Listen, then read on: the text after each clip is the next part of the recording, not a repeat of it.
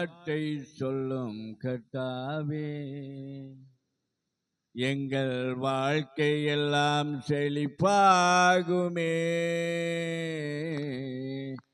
ஒரு வார்த்தை சொல்லும் கர்த்தாவே, உம் வார்த்தையிலே சுகம், உம் வார்த்தையிலே மதுரம், உம் வார்த்தையிலே சுகம், உம் வார்த்தையிலே மதுரம், உம் வார்த்தையிலே எல்லாம் சந்தோஷம், உம் வார்த்தையிலே எல்லாம் சந்தோஷம். ஒரு வார்த்தை சொல்லும் கர்த்தாவே, எங்கள் வாழ்க்கையெல்லாம் செழிப்பாகுமே. ஒரு வார்த்தை சொல்லும் கர்த்தாவே, இருளான வாழ்க்கையெல்லாம் ஒளியாக மாறி போகும். இருளான வாழ்க்கையெல்லாம் ஒளியாக மாறி போகும். கண்ணீர் மாறிடும், துக்கம் மாறிடும், கண்ணீர் மாறிடும், துக்கம் மாறிடும். ஒரு வார்த்தை சொன்னால் போதுமே, ஒரு வார்த்தை சொன்னால் போதுமே, எங்கள் வாழ்க்கையெல்லாம் செழிப்பாகுதே.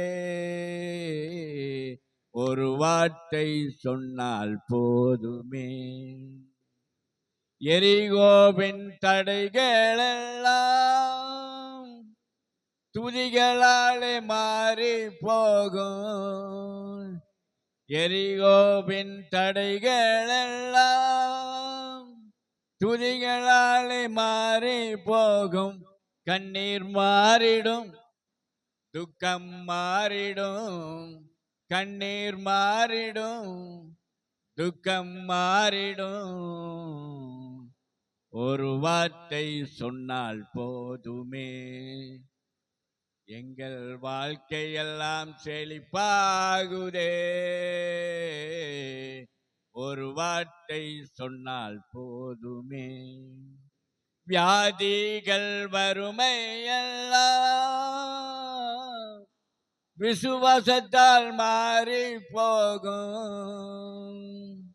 வியாதிகள் வறுமையெல்லாம் விசுவாசத்தால் மாறி போகும். கண்ணீர் மாறிடும், துக்கம் மாறிடும், கண்ணீர் மாறிடும், துக்கம் மாறிடும்.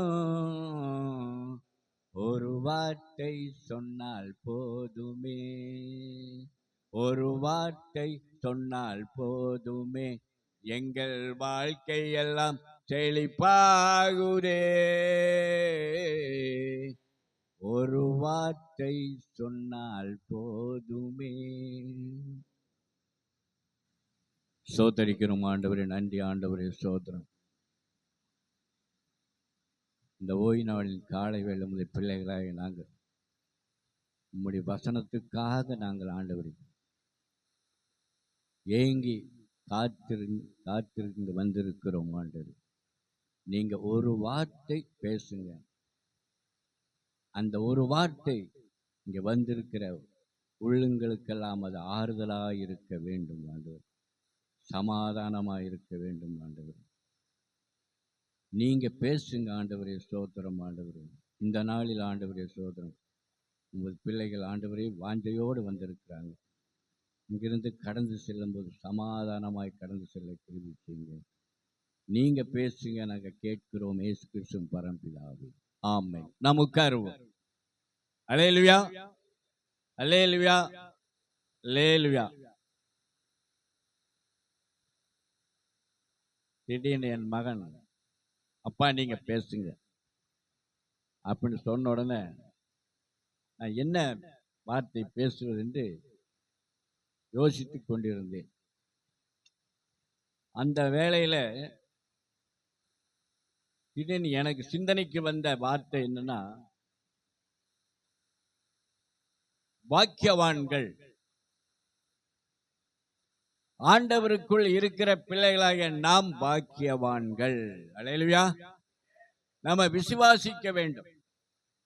நம்ம வார்த்தைகளை அறிக்கையிட வேண்டும். நான் பாக்கியவான், நான் பாக்கியவதி, நான் எல்லாவற்றிலும் உயர்ந்தவன், நான் எல்லாவற்றிலும் மேன்மையுள்ளவன், ஆண்டவர் என்னை நடத்துகிறார், ஆண்டவர் எங்கோடு இருக்கிறார். ஆகவே நம்முடைய வார்த்தை எல்லாமே ஒரு ஒரு மேலான வார்த்தையாக இருக்க வேண்டும். தாழ்மையான வார்த்தை பேசவே கூடாது. ஏனென்றால் நான் பாக்கியவான்கள். பாக்கியவான்கள் எப்படி நாம் பாக்கியவான்கள் என்று சொன்னால் ஆண்டவருடைய வேதத்தை படிக்க வேண்டும். ஆண்டவருடைய வேதத்தை படிக்கிற பிள்ளைகள் அவர்கள் பாக்கியவான்கள். ஆண்டவர் சமூகத்தில் காத்திருந்து ஜெபம் பண்ணுகிற பிள்ளைகள் பாக்கியவான்கள். ஆண்டவரை அடிக்கடி அவரை நினைக்கிற பிள்ளைகள் பாக்கியவான்கள். அவரை சிந்தனைக்கு கொண்டு வருகிற பிள்ளைகள் பாக்கியவான்கள். அவரை குறித்தே பேசிக்கொண்டிருக்கிற பிள்ளைகள் பாக்கியவான்கள். அதுதான் சங்கீதக்காரன் தாவீது சொல்றாரு. சங்கீதம் 1:2 சொல்றாரு, கர்த்தருடைய வேதத்தில் பிரியமாயிருந்து. ஒரு மனுஷனுக்கு பிரியம் எதிலையோ வைக்கிறாங்க, அதெல்லாம் நல்லதுதான். ஆனா அதை காட்டிலும் உன்னையும் என்னையும் படைத்த ஆண்டவர் மேல் பிரியம் வைக்க வேண்டும். ஜீவனை கொடுத்த ஆண்டவர், சுகத்தை கொடுத்த ஆண்டவர், பலத்தை கொடுத்த ஆண்டவர், வேலையை கொடுத்த ஆண்டவர், வருமானத்தை கொடுக்கிற ஆண்டவர், நம்ம குடும்பத்தை நடத்துகிற ஆண்டவர், அவர் மேல நம்ம பிரியம் வைக்க வேண்டும். அல்லேலூயா. நீங்க யார் மேல பிரியம் வைக்கிறீங்களோ பிரியம் வைக்கலையோ அது வேற பிரச்சனை. ஆண்டவர் மேல நீங்க பிரியம் வச்சீங்கன்னா உங்க மேல யார் யார் பகையா இருக்கிறாங்களோ அவங்க எல்லாம் உங்களுக்கு பிரியமா உங்க மேல பிரியம் வச்சிருவாங்க. அதனால கர்த்தருடைய வேதத்தில் பிரியமா இருக்க வேண்டும். பிரியமா இருந்து இரவும் பகலும் அவருடைய வேதத்தில் தியானமா இருக்கிற மனுஷன் பாக்கியவான். எப்படிங்க? நீங்களும் நானும் பாக்கியவான் அப்படின்னு சொன்னா, பாக்கியவானா இருக்கிறேன்னு சொன்னா நம்ம எப்படிப்பட்டவர்களா இருக்க வேண்டும்? அவர் மேல பிரியம்னா சாதாரணமா வராது.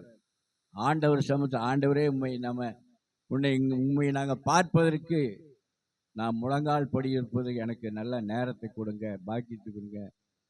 எனக்கு எத்தனையோ பிரச்சனைகள் இருக்குது, எத்தனையோ கவலைகள் இருக்குது, இதுக்கு மத்தியில் உண்மை தேட முடியல.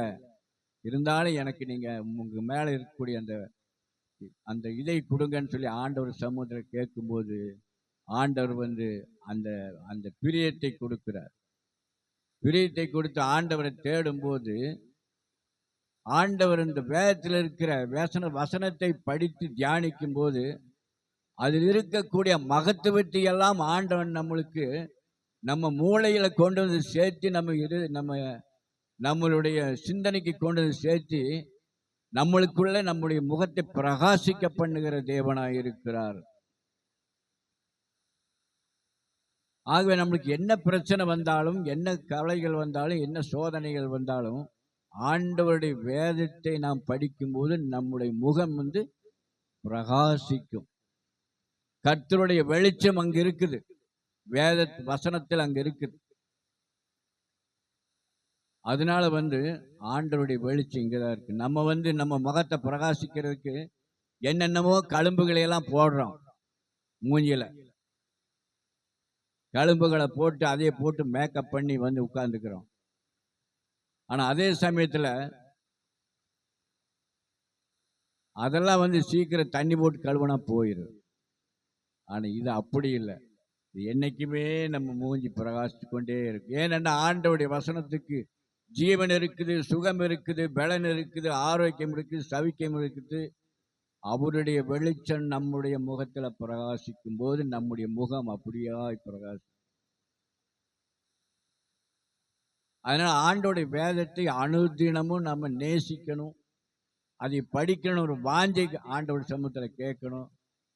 அதை படித்து அதை தியானிக்கிற பிள்ளைகளாக இருக்கும்போது தான் நம்முடைய வாழ்க்கையில ஆண்டவர் நம்ம வாழ்க்கையை ஒளிமயமாய் மாற்றுகிறார். அல்லேலூயா.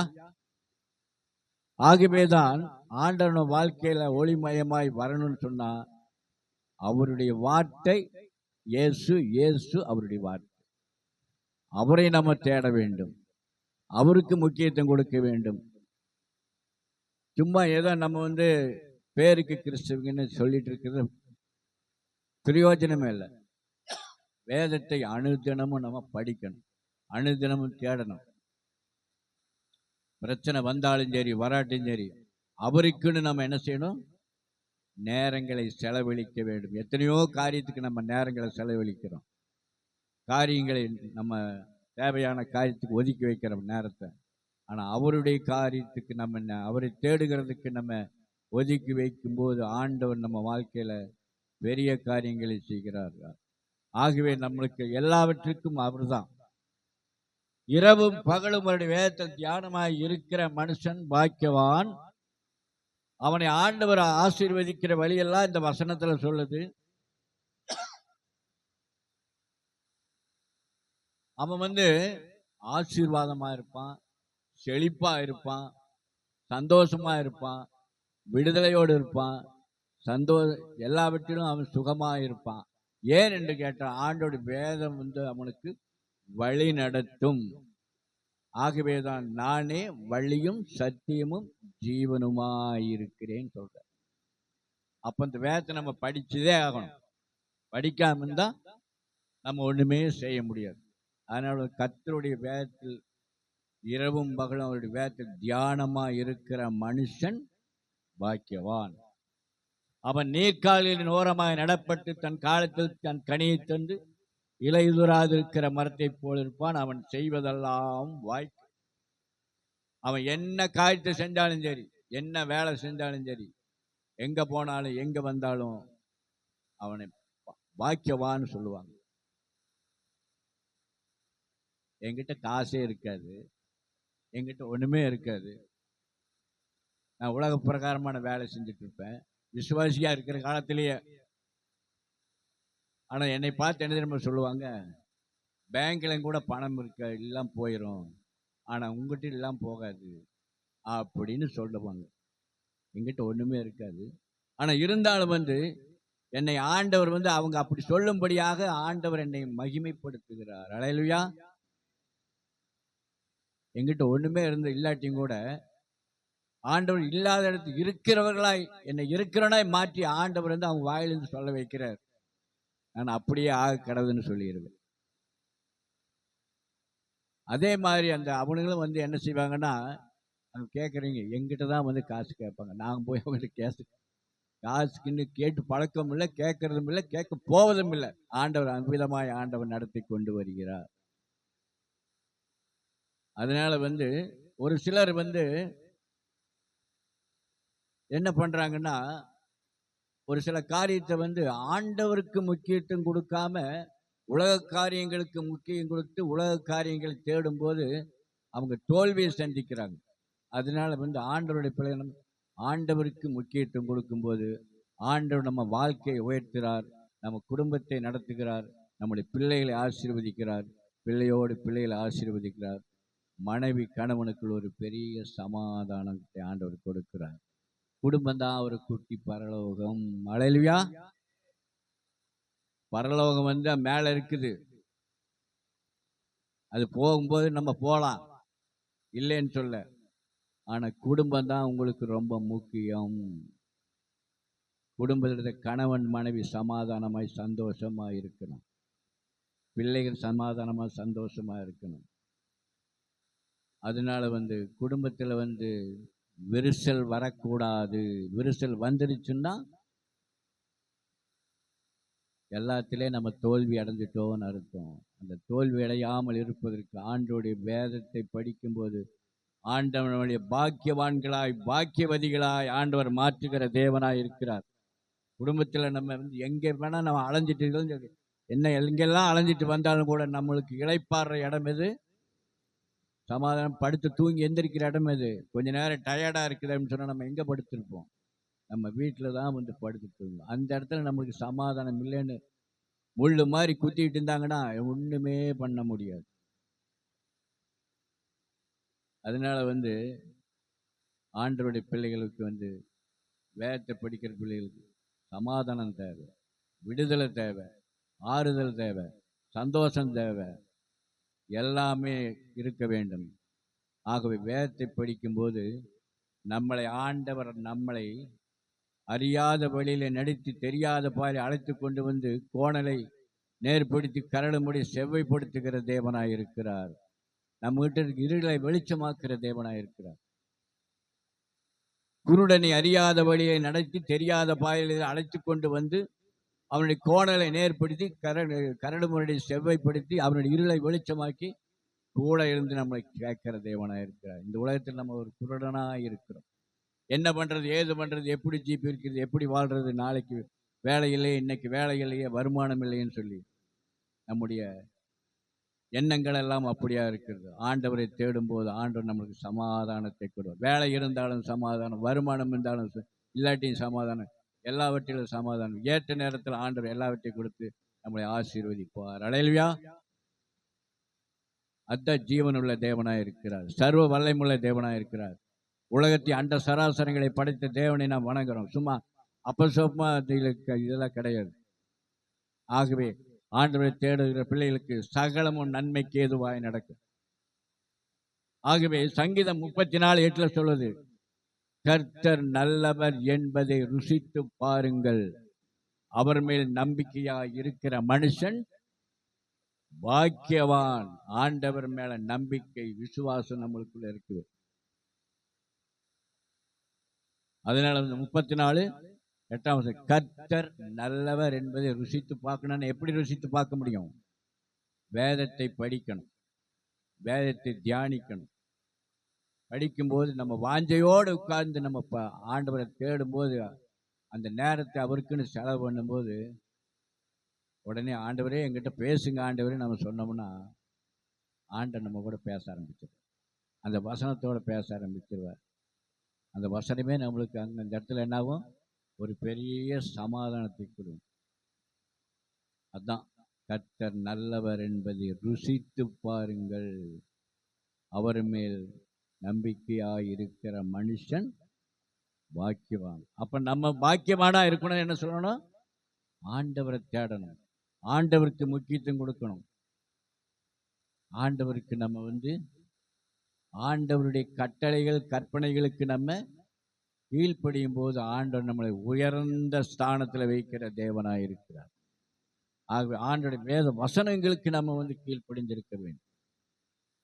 அடுத்தபடியா நம்ம பாக்கியமானா எப்படின்னு சொன்னா, சங்கீதம் 32:1-2 படிங்க. எவனுடைய மீறுதல் மன்னிக்கப்பட்டதோ, எவனுடைய பாவம் மூடப்பட்டதோ அவன் பாக்கியவான். எவனுடைய அக்கிரமத்தை கர்த்தர் எண்ணாதிருக்கிறாரோ, எவனுடைய ஆவியில் கபடம் இல்லாதிருக்கிறதோ அவன் பாக்கியவான்.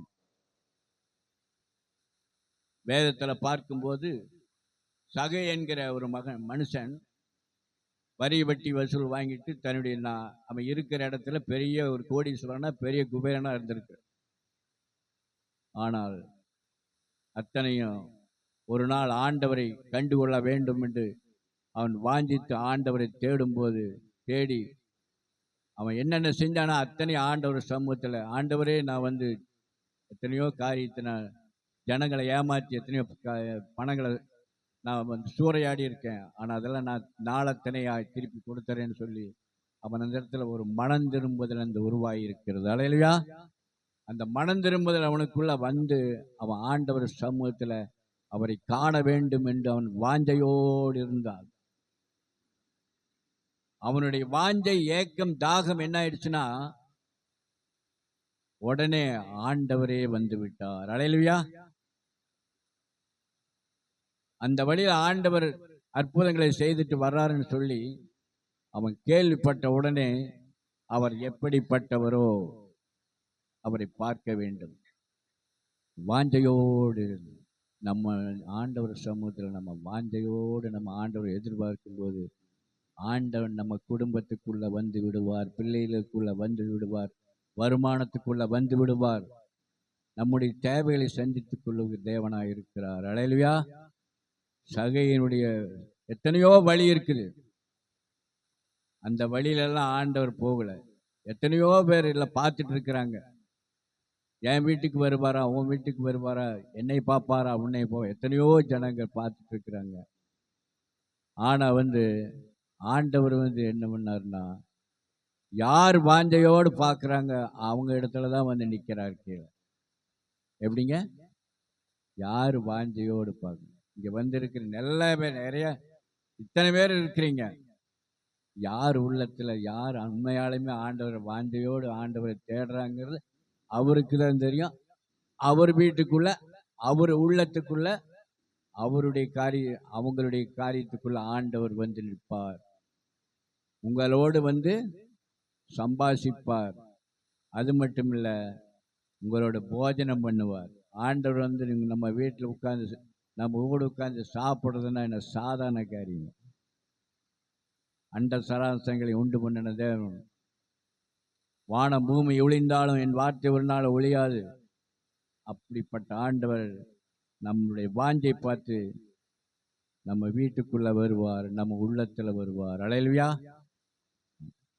கண்டிப்பா ஆண்டவர் எனக்குள்ள இருக்கிறார் நம்ம விசுவாசிக்க வேண்டும், நம்ப வேண்டும். ஆகவே இந்த வசனம் சொல்லுது, எவனுடைய மீறுதல் மன்னிக்கப்பட்டதோ, எவனுடைய பாவம் மூடப்பட்டதோ அவன் பாக்கியவான்.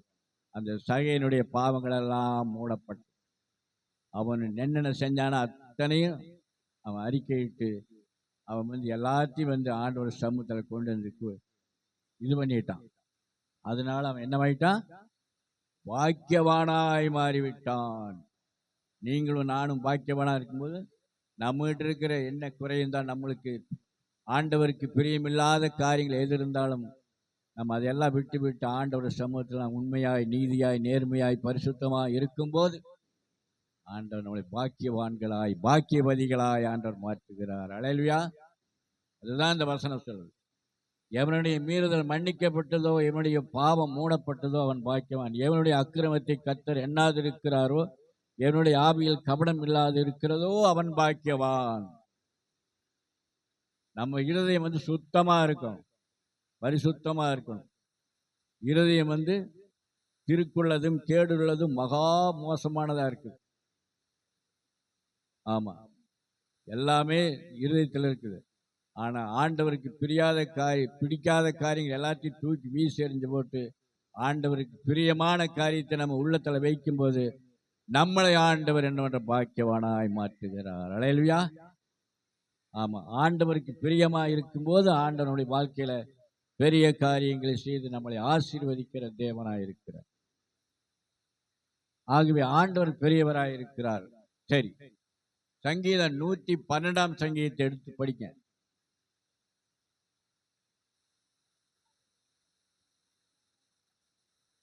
அல்லேலூயா. அல்லேலூயா. கர்த்தருக்கு பயந்து அவருடைய கட்டளைகள் பிரியமாயிருக்கிற மனுஷன் பாக்கியவான். அப்ப ஆண்டவருடைய வார்த்தைக்கு நம்ம அவருடைய கட்டளைகள், கற்பனைகள், அவருடைய வார்த்தைகளுக்கு நம்ம கீழ்ப்படிஞ்சு ஆண்டவர் வார்த்தைக்கு நம்ம உண்மையா இருக்கும்போது நம்மளை ஆண்டவர் பாக்கியவானாய் மாற்றுகிறார். அதனாலதான் அந்த வசனம் சொல்லுது, கட்டளைகளுமே மிகவும் பிரியமாயிருக்கிற மனுஷன் பாக்கியவான்.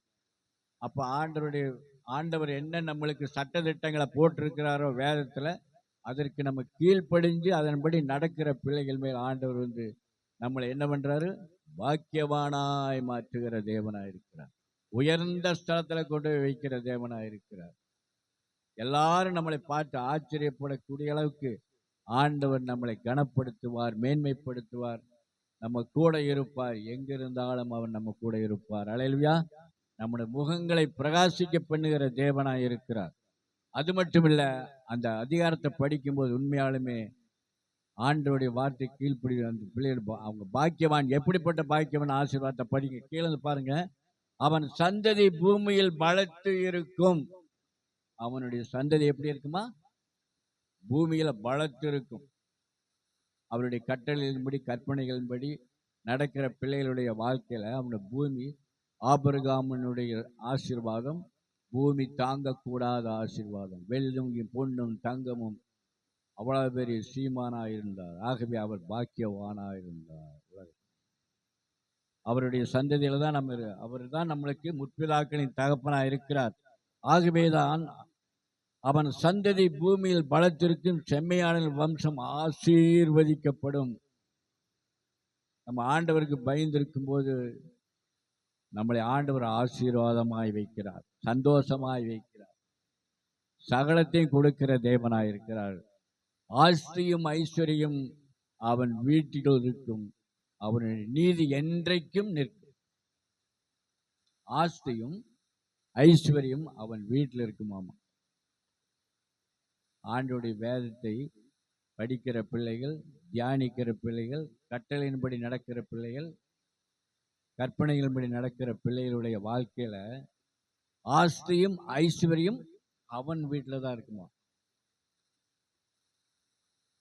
அப்போ நம்ம நினைக்கிறோம் ஆஸ்திரியும் ஐஸ்வர்யம் நம்ம வேலைக்கு போனா தான் நம்மளுக்கு கிடைக்கும், வேலைக்கு போனா தான் நம்மளுக்கு வருமானம், வேலைக்கு போனா தான் நம்ம இதுன்னு சொல்லி ஆண்டவரை தேடும் போது ஆண்டவர் நீ இருக்கிற இடத்திலேயே உன்னை ஆசீர்வாதி கொண்டு வந்த, உன்னை தேடி ஆசீர்வாதம் தேடி வரும். நீ வளர்ந்தீங்கன்னா அவசியமே இல்லை, உன்னை தேடி ஆட்களை அனுப்புவார் ஆண்டவர்.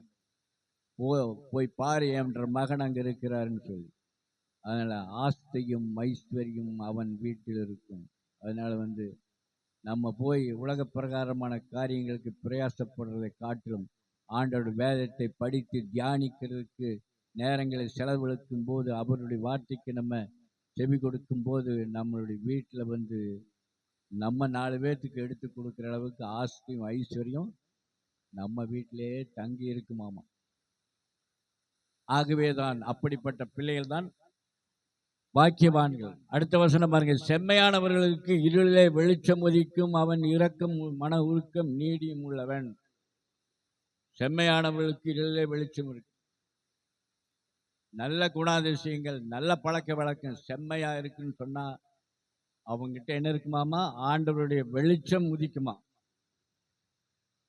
இரக்கமும் மன நீதியும் உள்ளவன். அவன் கடைசியில் என்ன பண்ணா, ஆண்டவருடைய ஆசீர்வாதத்தை பெற்றுக்கொண்டு ஆண்டவருடைய பிரகாசம் அவனுக்குள்ள இருக்கும்போது அவன் மற்றவங்களுக்கு அவன் என்ன பண்ணுவான், அவன் மற்றவங்களை உதவிக்கரங்களாய் ஆண்டவர் மாற்றுகிறார். அல்லேலூயா. ஆமா, அது மட்டும் இல்லை, அவன் என்றென்றைக்கும் அசைக்கப்படாதிருப்பான். நீதிமான் நீதி கீர்த்தி உள்ளவன். துர்ச்செய்தியை கேட்கிறதுனால் பயப்படான். அவன் இருதயம் கர்த்தரை நம்பி திடனாயிருக்கும். நம்ம இருதயம் எங்க இருக்கணும், நம்முடைய யோசனை எங்க இருக்கணும், நம்முடைய செயல்கள் எங்க இருக்கணும், அவர் மேலதான் இருக்கும். அவர் மேல இருக்கும்போது ஆண்டவர் நம்முடைய காரியத்தை எல்லாம் அவர் பார்ப்பார். அதனால ஆண்டவருடைய பிள்ளைகள் ஆண்டவருக்கு யார் மேலேயும் நம்பிக்கை கொடுக்க வைக்கிறது. கணவனை நம்பாதே, மனைவியை நம்பாதே, பிள்ளைகளை நம்பாதே. யாரும் எல்லாம் தற்சமயத்தில் வந்ததுதான். அதில் தற்சமயத்தில் இடையில வந்தது இடைவிலேயே போயிடும். ஆனால் ஆண்டவர் என்றைக்குமே மாறாத தேவனாக இருக்கிறார். அல்லேலூயா. அதான் ஆண்டவர் சொல்லிட்டார், வானமும் பூமியும் ஒளிந்தாலும் என் வார்த்தை ஒளியாது. ஆண்டவர் இயேசுதான் நம்மளுக்கு. அவர் நம்ம இருக பற்றி கொள்ளும் போது நம்ம வாழ்க்கையில ஆண்டவர் பெரிய காரியங்களை செய்கிறான். அவன் என்றென்றைக்கும் அசையப்படாதிருப்பான். நீதிமான் நித்தி கீர்த்தன். துர்ச்செய்தியை கேட்கிறான் பயப்படான். அவன் இதயம் கர்த்தரை நம்பி திடனாயிருக்கு. இந்த உலகத்தில் இப்போ நாங்கள் என்ன பண்றோம், ஐயோ நாளைக்கு என்ன பண்றது, இப்போ உலக யுத்தம் வந்துடும், அப்புறம் மறுபடியும் என்னென்னமோ நாட்டில் பேசிக்கிறாங்கல்ல, இந்த கட்சி வந்துச்சுன்னா என்ன பண்றது, அந்த கட்சி வந்துச்சுன்னா என்ன பண்றது. ஏன்னா அந்த அளவுக்கு அந்த நம்ம பூமியில இன்னைக்கு மனுஷன் என்ன பண்ணிட்டு இருக்கிறாங்கன்னா, இன்னைக்கு நான் பெருசாகணும், நீ பெருசாகணும், நான் பெரிய இருக்கணும். இன்னைக்கு பதவிகளும் அதுவும் இதுவும் பட்டம் பதவிகளுக்கு ஆசைப்பட்டு திரியிறாங்க.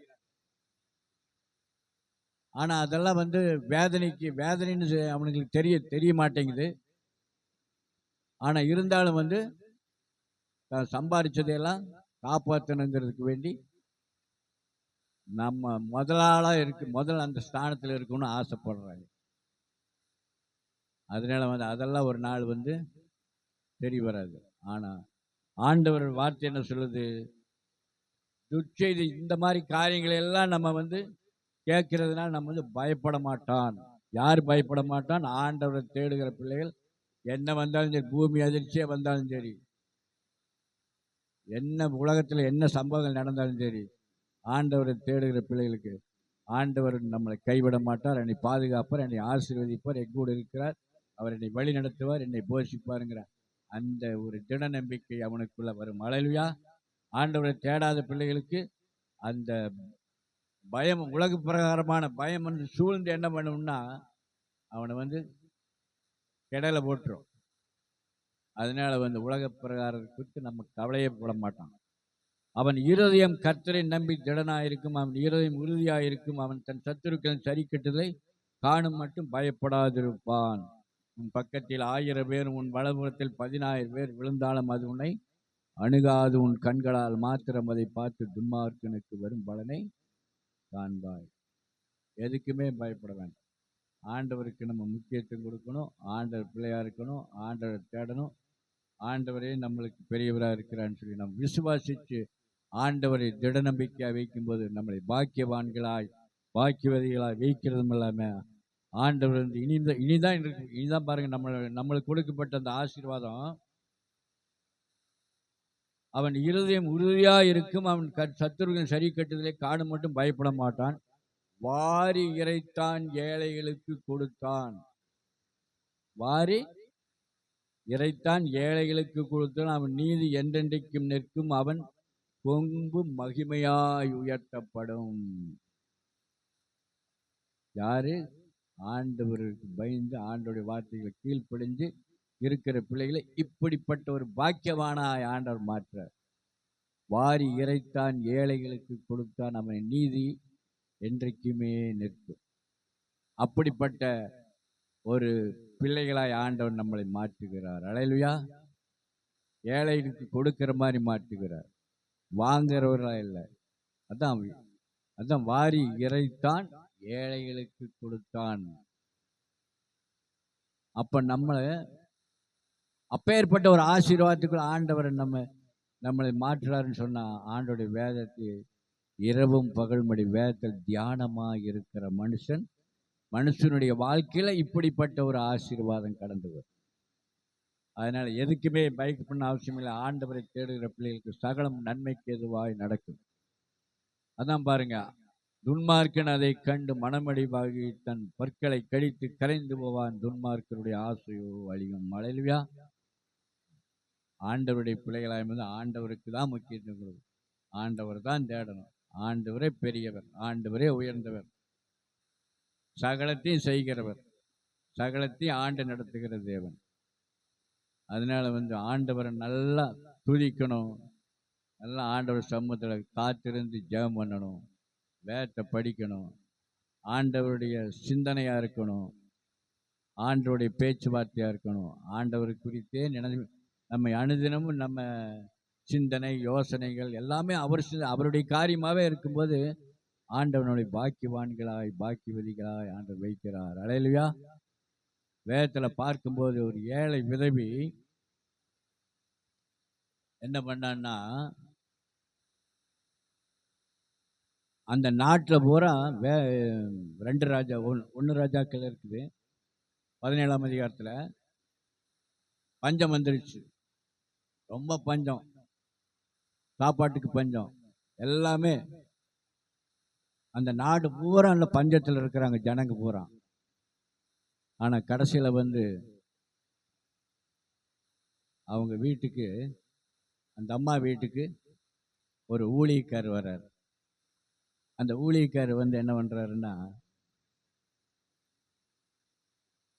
என்னம்மா ரொம்ப வேதனையோடு இருக்கிற, என்ன பிரச்சனை உனக்கு அப்படின்னு உடனே அந்த அம்மா என்ன சொல்லுது, நானும் என் பையனும் சீக்கிரம் இந்த பூமி விட்டு போயிடலாம் அப்படின்னு முடிவு பண்ணிட்டு இருக்கிறோம். பானையில் கொஞ்சம் மாவு கொஞ்சம் எண்ணெயும் இருக்குது, அது சுட்டு சாப்பிட்டு நான் போயிடலான்ட்டு இது பண்ணிடலான்ட்டு இருக்கிறோம் அப்படின்னு சொல்லி அந்த அம்மா சொல்லுது. உடனே வந்து அந்த ஊழியக்காரர் என்ன சொல்கிறாருன்னா, அதை சுட்டு கொண்டு வந்து முதல்ல எனக்கு கொண்டு வந்து கொடு. அதை சுட்டு கொண்டு வந்து எனக்கு கொடு. அந்த அம்மா ஒன்றுமே பேசல. என்ன ஆண்டவரே, இது சாப்பிட்டு நம்ம சாகலாம், நாங்கள் பையன் சாகலான்னு முடிவு பண்ணிட்டு இருக்கிறோம். இருக்கிறதே இந்த இதை போய் நீங்கள் எனக்கு உன்னை கொடுங்கன்னு கேட்குறீங்களேன்னு சொல்லி அந்த அம்மா எதுவுமே பேசலை.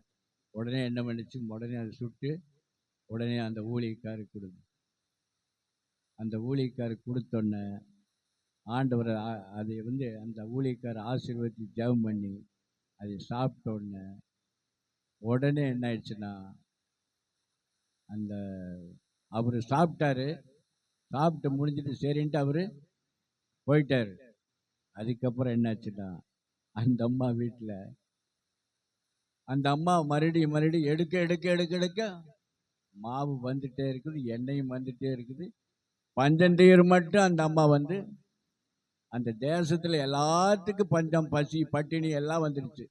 ஆனால் அந்த அம்மா வீட்டில் எப்பவுமே ஆசீர்வாதமாக இருந்தது. அல்லேலூயா. ஊழியக்காரர்களை நேசிக்கிற பிள்ளைகளுடைய வாழ்க்கையில் எப்படின்னு பாருங்க. அந்த ஊழியக்கார் பேர் எலிசான்னு சொல்லுது, வேறன்னு சொல்லுது எலியா. அதனால ஆண்டவருக்கு யார் முதலிடம் கொடுக்கிறாங்களோ, ஆண்டவருடைய காரியத்தில் யார் யார் செய்கிறாங்களோ அவங்களுடைய இல்லத்தை ஆண்டவர் போஷிப்பார். அல்லேலூயா. அவருடைய குடும்பத்தை ஆண்டவர் போஷிப்பார். ஆண்டவர் அவங்க கூடையே இருப்பார். அதனால பஞ்சந்தீரம் மட்டும் அந்த ஊரில் இருக்க பஞ்சமெல்லாம் தீரம் மட்டும் என்ன பண்ணிட்டாங்க, அந்த அம்மாவுக்கு எந்த குறைவில்லை, ஆகார குறைவே இல்லை. வரவங்களுக்கு கூட அந்த அம்மா போட்டிருக்க மாட்டிருக்கு. அந்த அளவுக்கு ஆண்டவர் ஆசீர்வதிக்கிறார். அந்த அம்மா தான் பாக்கியவான். அல்லேலூயா. நம்மளும் ஆண்டவருடைய காரியத்துக்கு ஊழியங்களுக்கு நம்ம ஊழிய காரியங்களை கண்ணும் கருத்துமா இருக்க வேண்டும். சபைகளில் என்ன தேவைங்கிறத பார்த்து நம்ம அதை செய்யணும். அதே சமயத்தில் நம்முடைய சபைக்கு வரும்போது நம்முடைய சபையில் என்ன தேவைகள் இருக்குது, என்ன காரியங்கள் இதாக இருக்குது, ஏன் இந்த மாதிரி இப்படி இருக்குது அப்படின்னு சொல்லி நம்ம சிந்திக்கணும். நம்ம குடும்பத்தை பற்றி எப்படி சிந்திக்கிறோம், நம்ம பிள்ளைகளை பற்றி எப்படி சிந்திக்கிறோம். அதே மாதிரி நம்ம குடும்பமாகிய இந்த ஆலயத்திற்கு வர அத்தனை பேர் ஒரே குடும்பம் தான். நம்ம அதை சிந்தித்து நம்ம செயல்படும்போது ஆண்டவர் நம்ம குடும்பத்தையும் நம்ம பிள்ளைகளையும் நம்முடைய ஆரியத்தையும் அவர் பார்த்து கொள்ளுகிற தேவனாக இருக்கிறார். அல்லேலூயா. அவர் வழி நடத்துகிற தேவனாக இருக்கிறார். நம்ம எதையுமே நடத்த முடியாது, நம்ம பிள்ளைகளை பாதுகாக்க முடியாது, நம்ம பிள்ளைகளுக்கு நம்ம எல்லாமே செய்ய முடியாது. ஆண்டவர் செய்வார். ஆண்டவர் காரியத்தில் நம்ம கரெக்டாக இருக்கும்போது நம்ம காரியத்தில் அவர் கரெக்டாக இருப்பார். அல்லேலூயா. ஆகவே முதலாவது தேவனுடைய ராஜ்யத்தையும் அவருடைய நீதியும் தேடுங்கள், விரும்பி எல்லாம் உங்களுக்கு சகலமும் ஆண்டவர் கொடுத்து உங்களை வழிநடத்துவார். கொடுக்கிற தேவனாக ஆண்டவருடைய காரியத்தில் நம்ம உண்மையாக இருக்கும்போது ஆண்டவர் நம்மளை வாழாக்காமல் தலையாக்குறார், கீழாக்காமல் மேலாக்குறார். அப்பந்தண்ணி ஆசீர்வாதத்தை கட்டளிடுகிறார், மென்மேல் உயர்த்துகிறார், மேன்மைப்படுத்துகிறார். சகல ஆசீர்வாதத்தை கொடுத்து வழிநடத்தி நம்ம கூடையே இருந்து நம்மை பாக்கியவான்களாய் பாக்கியவதியாய் மாற்றுகிறார். அல்லேலூயா. அல்லேலூயா. அல்லேலூயா. நம்ம ஜெபம் செய்வோம். சோத்தரிக்கிறோம். ஆண்டவர் நன்றி. ஆண்டவரே சோத்திரம். இந்த நாள் ஆசீர்வதிக்கப்பட்டு இந்த நல்ல மத்தியான வேலைக்காக ஜெபிக்கிறோம். இந்த நாளிலும் ஆண்டவரே சோத்திரம். இந்த பிள்ளைகள் கேட்ட சத்தியத்தின்படி ஆண்டவரே சோத்திரம். அவங்களை பாக்கியவான்களாய் பாக்கியவதிகளாய் மாற்றுங்க. பெரிய காரியங்களை செய்யுங்க. இயேசு கிறிஸ்துவின் பரம்பிதாவே. ஆம்.